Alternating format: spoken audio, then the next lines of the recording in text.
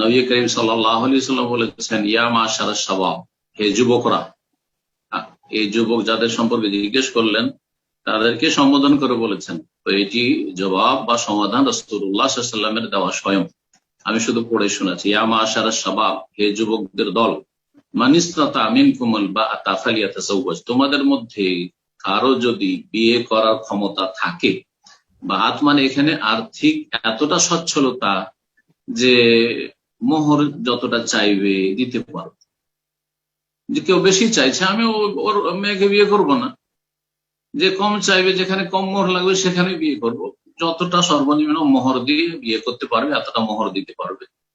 আর বিয়ে করে নিয়ে সে তো আর গাছতলায় থাকা যাবে না, তো একটা ছোটখাটো একটা বাসা হলো, একটা ছোটখাটো বাসা লাগবে, সেটা কাঁচা বাড়ি হোক পাকা বাড়ি, কোনো শর্ত নাই।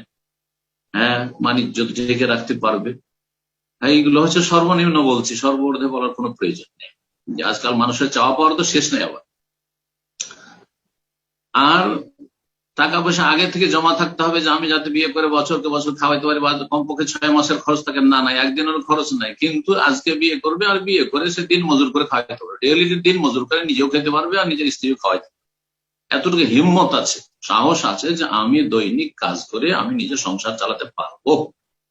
ফালিয়াতাযাওয়াজ, এটি হচ্ছে বাত। এবং তার সাথে তার যৌন ক্ষমতা আছে। যৌন ক্ষমতা না থাকলে তো বিয়ে করারও প্রয়োজন, আর রোজা রাখারও সিয়ামেরও কোনো প্রয়োজন নেই। এই জন্য এখানে বাত মানে যৌন ক্ষমতার সাথে সাথে তার আর্থিক সর্বনিম্ন কি আছে, যোগ্যতা আছে, সর্বনিম্ন যোগ্যতার কথা বললাম। সে বিয়ে করুক, ফালিয়াতাযাওয়াজ, বিয়ে করবে, তাড়াতাড়ি করে বিয়ে করতে। আর বিয়ের ক্ষেত্রে 21 হইতে হবে না, না না না, শরীয়তে সাবালক হওয়ার পরে বিয়ে করতে পারে, বিয়ে করতে পারে। এখন যদি বাধা আসে বা নিজে খাওয়াইতে সাহস নেই, ও আশা করছে আমি বিয়ে করবো কিন্তু আমার বাপকে খাওয়াইতে হবে, না না আপনি বিয়ে করবেন, আপনার বাপ কেন খাওয়াইবে? সেটা তার ইহসান যদি করে, জাযাকাল্লাহ খায়র, ভালো কথা, উচিত করা অবশ্যই, সচ্ছল বাবাদের অবশ্যই উচিত। কিন্তু এই আশা করবেন যে আমার বাবা তার বৌমাকে খাওয়াইতে রাজি হয় না, রাখতে রাজি হয় না, তো আমাকে খাওয়াইতে খেতে দিবে না, বলছে তুই তাহলে আলাদা হয়ে যা, তাহলে আমি কেমন করে বিয়ে করবো? তাহলে কেন বিয়ে সাহস করছেন আপনি? আপনাকে নিজে সাহস করতে হবে যে আমি আমার নিজের পেটের ভাত করতে পারবো, আমার স্ত্রীর ভাত করতে পারবো, আমার স্ত্রীর জন্য একটা রুম ভাড়া নিতে পারবো অথবা একটা রুম বানিয়ে নিতে পারবো। বিয়ে করুন আপনি, ফালিয়াতাযাওয়াজ, বিয়ে করেন। ওয়ামাল্লাম না ফাইন্নাহু আগাদ্দু লিল বাসার ওয়া আহসানু লিল ফারজ, এতে কি হবে, দৃষ্টি অবনমিত হবে, দৃষ্টি এদিক ওদিক চেয়ে বেড়াবে না। হ্যাঁ, মেয়েদের দিকে তাকাতে ইচ্ছা করবে না। বিয়ে করে নিয়ে নিজের ঘরেই আছে, আলহামদুলিল্লাহ, দুনিয়াতে ডানে বামে যা আছে তা আমার ঘরেই তো আছে। ওয়া আহসানু লিল ফারজ, এবং তোমার লজ্জা স্থান অধিক সুরক্ষিত হবে, কখনো পাপ হবে না, জানার পাপ হবে না, যদি তার প্রকৃতি খারাপ না হয়, বদ প্রকৃতি, বদমাইশ না হয়, তাহলে কখনো স্ত্রী থাকলে জেনা হইতে পারে না। কিন্তু ভালো মানুষেরও পদস্খলন ঘটতে পারে স্ত্রী না থাকলে, স্ত্রীর কাছে না থাকলে ফিতনায় শয়তান লিপ্ত করে দিতে পারে।